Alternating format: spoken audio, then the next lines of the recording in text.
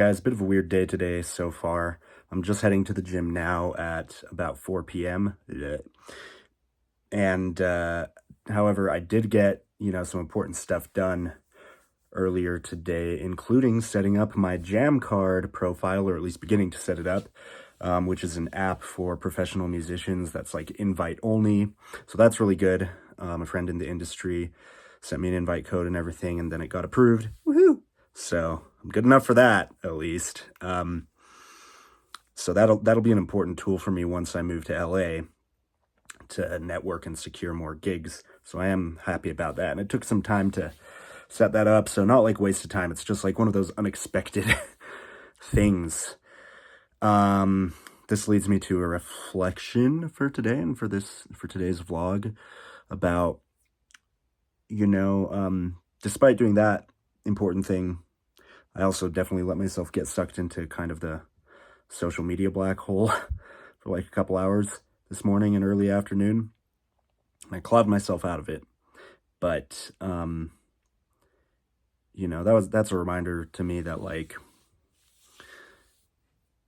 most of the time we are always going to be confronted with some options. One, which is probably kind of an instant gratification and turn off your brain sort of thing, like doom scrolling on social media as an example.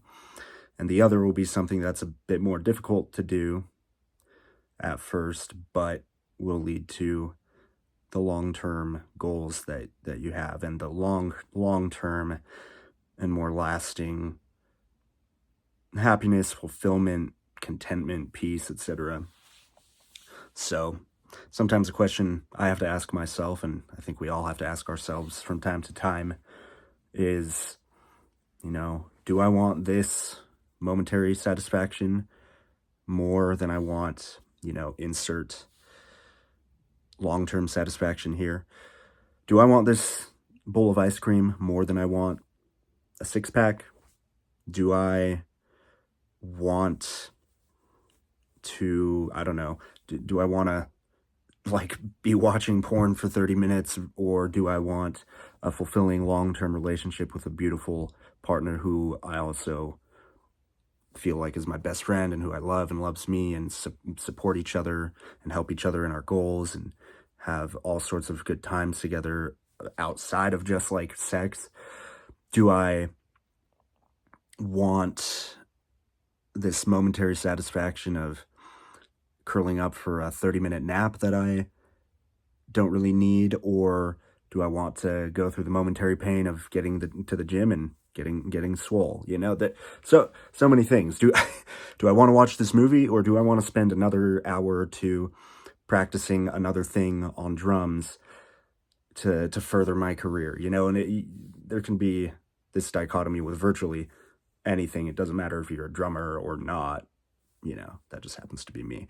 And also just some other random examples that I feel like a lot of people could probably relate to. So anyways, try and remind yourself of that when you're faced with those choices. And I know for me, not all the time, but often thinking with that perspective helps me think like, oh yeah, watching this episode of this TV show right now, like instead of what I should be doing, like that's not worth it. Like it'll be there when I've got some actual like free time, to do it or whatever. And that's my rant. That said, let's go hit the gym. All right, here at peak hours and about to do legs, and yet I'm still going to try and be in and out in under 2 hours, including cardio. Let's go. So I ended up doing half my cardio, 15 minutes, before starting my workout, which I figured, especially on leg day, was a good way to warm up. And also because there was a huge line for the squat racks. Got to the squat racks, tried to warm up as quick as I could. Here I'm on my last warm-up set with 275. I usually like to get up to that weight and do a pause rep, then just a couple more. Enjoy the nice shot of my ass, LOL. And then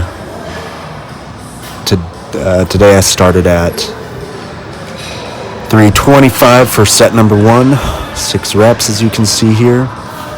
And being the first week of the block, it was 3 sets, so 325, and then you'll see on the next set, went up to 335. These are all for 6 reps each. And next week it'll be 4 sets of squats, but I'll try and do at least 2 of those sets at 335, and then the other 2 at 325. But if I'm really feeling good, maybe I'll do 3 of those sets, or maybe even all 4 sets at 335. But, this amount of weight for a 6 to 8 rep range is still pretty challenging for me. You'll see here in a sec that I got pretty damn close to failure on the very last rep. Got this kid here to spot me just in case. But sometimes having a spotter there gives me that psychological edge.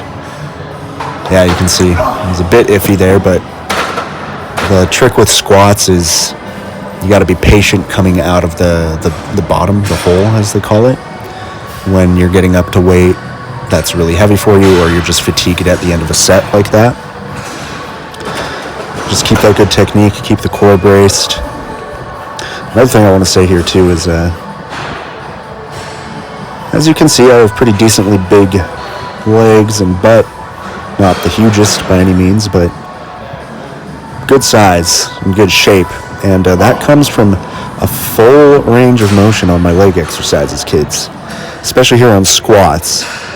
I may not be squatting the most weight, but I am hitting depth, and as a result, my legs look better than a lot of people who technically squat more weight than me. And then, this is the only deadlifting I get to do each week right now, just one paltry set of 3 reps. So I did that at 495, and that's just to maintain my baseline deadlift strength, as I am completely hypertrophy focused right now while I am on a cut, losing weight.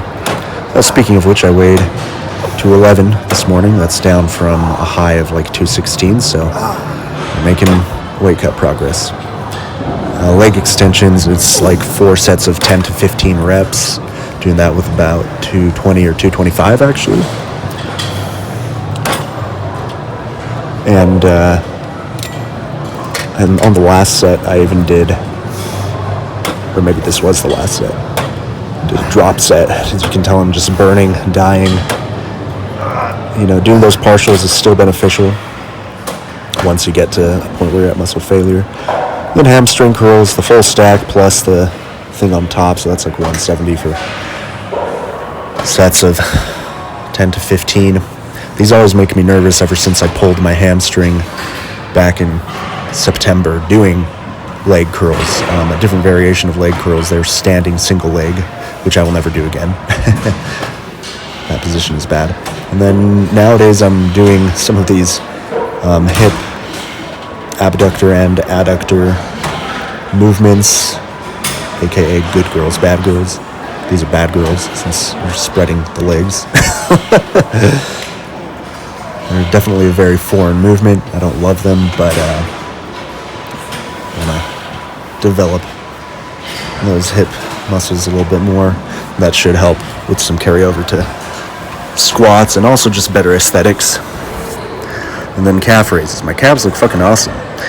This was the second of 3 sets of calves, I believe, doing the full stack, and I could tell as I got towards the end of the set that I wasn't getting quite as much of a contraction as I wanted. So actually for the next set, which I also filmed, I lowered the weight just a little bit. Oh, there's me adjusting because my feet in these shoes tend to slip off the pad. Damn, my calves are looking awesome. Look at that. Oh yeah, I was burning. Okay, so yeah, here you can see I lowered it down from 390 to 350, and a bit better form, getting a more full contraction. I mean, that other set was still definitely beneficial because I'm getting a full stretch at the bottom, and stretch under load, under tension. It's incredibly beneficial for muscle growth. But if you can get the full contraction too, at least for most of the reps of a set, that is also ideal. It would be optimal, as many of the famous fitness coaches these days are saying.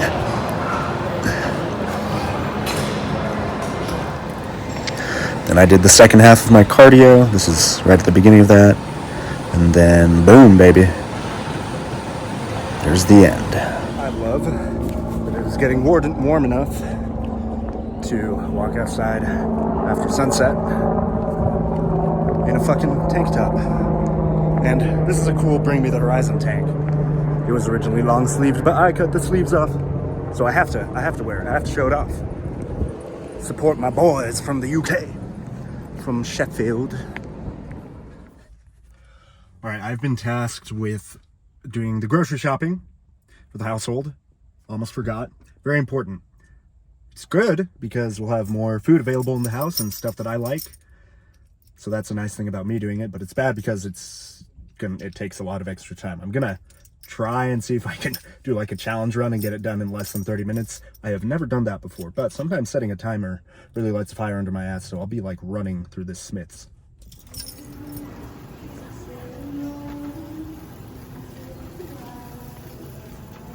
This might be like one of the fizziest Sprites I've ever seen. Like, this is almost straight from the commercials. This isn't even how fizzy it was just a second ago.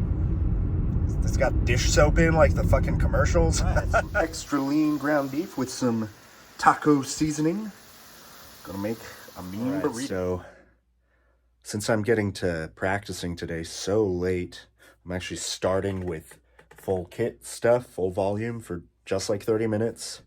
Gonna practice some chops and run a couple of the tour set list songs. Then I'll do all my pad exercises and probably air drum, run through a few more of the tour set list songs. And hey, sometimes that's all you can do. But, you know, even when there's an obstacle, there's a way of overcoming it, right? So that said, let's get to work. All right, so I didn't film a lot of the kit practice. I did like practicing tour set list stuff, but here I'm just learning a song for fun. Can any of you guess the song from just the drum part here in a second?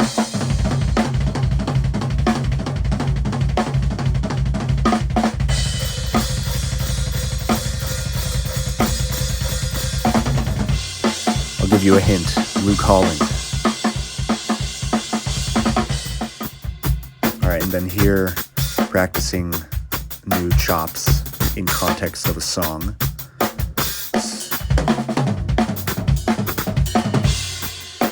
Didn't want to talk over that cool chop, but the song I was playing along to here is Cyclone. Baby Bash and T-Pain, classic.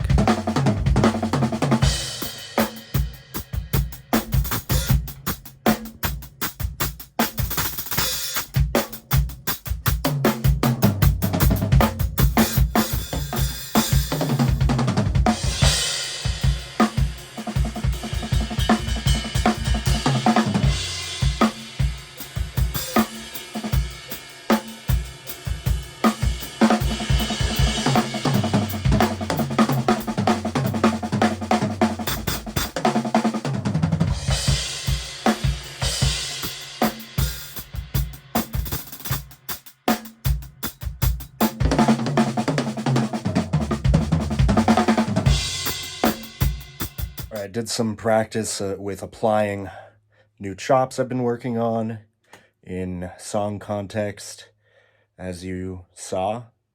And now I've been doing my pad exercises a little bit truncated because it's so late, because I got such a late start today. And I decided I'm about to do some French grip finger valving work, just left hand for like a couple minutes. It's really lagging behind, and I don't want to force it too hard at the faster tempos. So with drumming, endurance is the back door to speed. So if you're practicing a new technique as a drummer and you find that it's really hard to get those blazing tempos with it, try slowing it down, but doing it for a long period of time.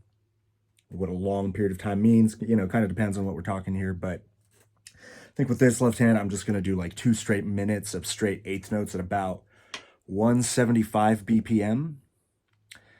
And that speed, you know, It's fairly easy relatively, but once it gets to like 30 seconds straight, it's going to start fucking burning. That's good. That's what we want. As long as you're not like tensing up. Working on keeping the hands soft, you know, soft and relaxed. Tension and release. Always get the release. That's what she said. Haha. So yeah, let's go. Man, I can't believe I'm already getting burnt out here. Whew. Okay, technique is starting to really suffer.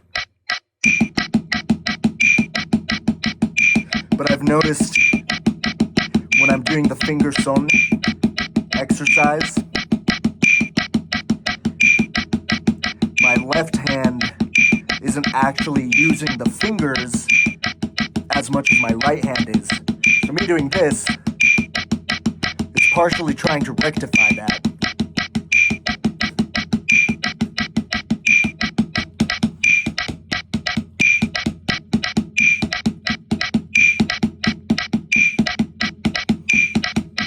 See, when I do this with my right hand, it's very clear like the fingers are doing most of the work here. My left hand not quite as much. Weak limb, that's normal to have, but I'm trying to even them out as much as possible.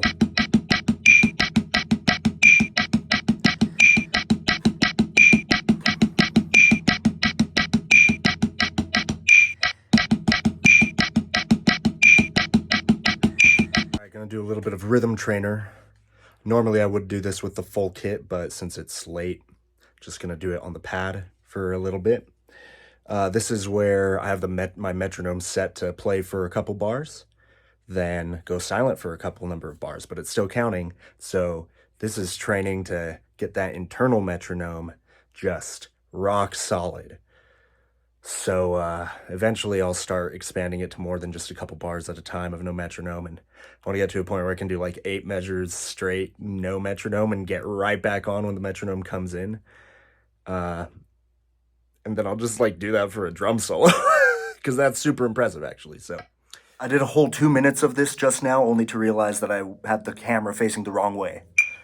So gonna do it again just for you guys.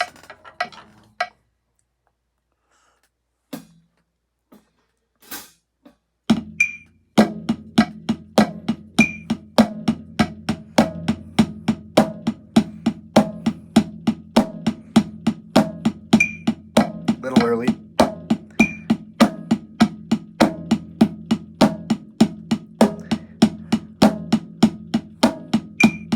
Little late.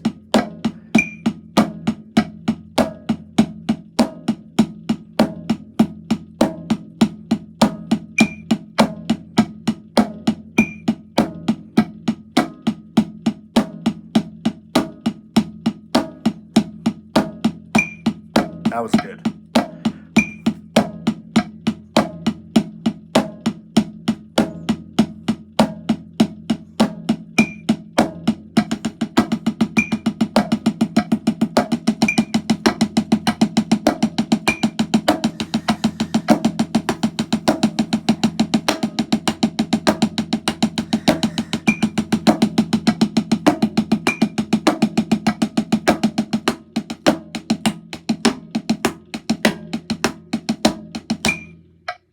Was pretty good.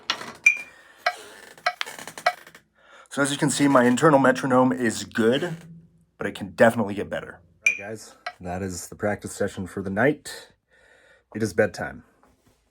Gotta get to bed so I can get up early-ish tomorrow. It's really late now, so it's not gonna be as early as I would generally like, but early-ish at least, so I can kind of reset my schedule a little bit. Toodles.